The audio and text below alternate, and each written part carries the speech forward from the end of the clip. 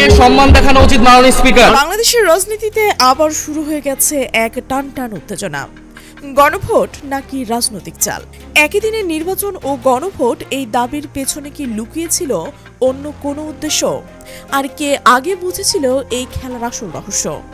আজকের ভিডিওতে আমরা তুলে ধরব গণভোট ইস্যুতে রাজনৈতিক দলগুলোর অবস্থান, অভিযোগ পাল্টা অভিযোগ, আর সেই অদৃশ্য স্ট্র্যাটেজি যা এখন ধীরে ধীরে স্পষ্ট হচ্ছে।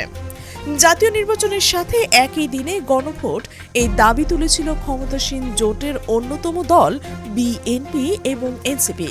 কিন্তু এখানে আসে ভিন্ন সুর। বাংলাদেশ জামায়াত ইসলামী বলেছিল না, গণভোট আগে হতে হবে, নির্বাচনের আগেই। তখন অনেকেই এই অবস্থানকে গুরুত্ব দেয়নি, বরং সোশ্যাল মিডিয়ায় হয়েছে উপহাস। কিন্তু প্রশ্ন উঠছে, কে ছিল সঠিক? রাজনীতি শুধু বক্তব্য নয়, রাজনীতি মানে সময় বুঝে চাল দেওয়া। বিশ্লেষকদের মতে জামায়াত ইসলামী বুঝেছিল নির্বাচনের পর ক্ষমতায় গেলে বিএনপি আর গণভোট বাস্তবায়ন করবে না, এই কারণে তারা আগেই গণভোট চেয়েছিল। অন্যদিকে এনসিপি তখন আবেগের সিদ্ধান্ত নিয়েছিল একই দিনে সব হবে। আজ বাস্তবতা কি বলছে? সেই সিদ্ধান্ত কি এখন তাদের জন্য বুমেরাং? সাম্প্রতিক সংসদ অধিবেশনে দেখা গেছে উত্তপ্ত পরিস্থিতি। একদিকে বলা হচ্ছে এটি একটি রাজনৈতিক সমঝোতার দলিল, অন্যদিকে দাবি জুলাই সনদ জোর করে চাপিয়ে দেওয়া হচ্ছে। এই দ্বৈত অবস্থান মানুষের মনে তৈরি করছে বিভ্রান্তি। আর সবচেয়ে বড় প্রশ্ন, সরকার কি সত্যি গণভোটের রায় মানবে?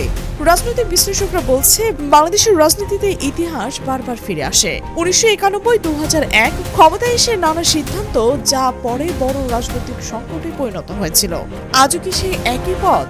জনগণের রায় উপেক্ষা করলে কি হতে পারে তার উদাহরণ কিন্তু দেশের মানুষ আগে দেখেছে। সবচেয়ে রহস্যের বিষয় কি জানেন? জামায়াত ইসলামীর নীরবতা। কেন তারা বড় আন্দোলনে যাচ্ছে না?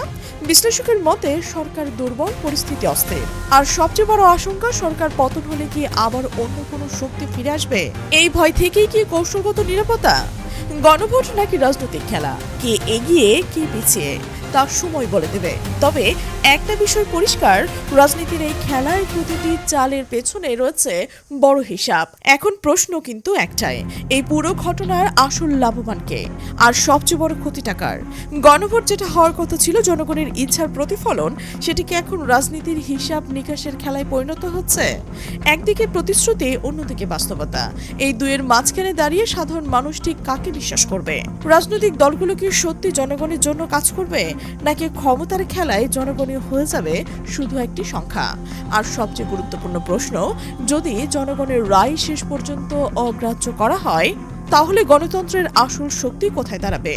সময় এসব প্রশ্নের উত্তর দেবে, কিন্তু ইতিহাস বলে জনগণ সবকিছু মনে রাখবে এবং সময় হলে তারা জবাব দেবে। দর্শক, এবার আপনার কাছে প্রশ্ন, আপনি কি মনে করছেন গণভোট ইস্যুতে সত্যি কোনো বড় রাজনৈতিক খেলা চলছে, নাকি এটি শুধু ভুল বোঝাবুঝি? আপনার মতামত অবশ্যই কমেন্টে লিখুন, কারণ আপনার একটি মন্তব্যই এই আলোচনাকে আরো সমৃদ্ধ করতে পারে। আর হ্যাঁ, এই বিশ্লেষণধর্মী, তথ্যভিত্তিক এবং গভীর রাজনৈতিক প্রতিবেদন পেতে আমাদের চ্যানেলটি সাবস্ক্রাইব করুন, পাশে থাকার বেল আইকনটি অন করে রাখুন, যেন পরবর্তীতে গুরুত্বপূর্ণ ভিডিওটি আপনার মিস না হয়। আমাদের সাথে থাকার জন্য ধন্যবাদ।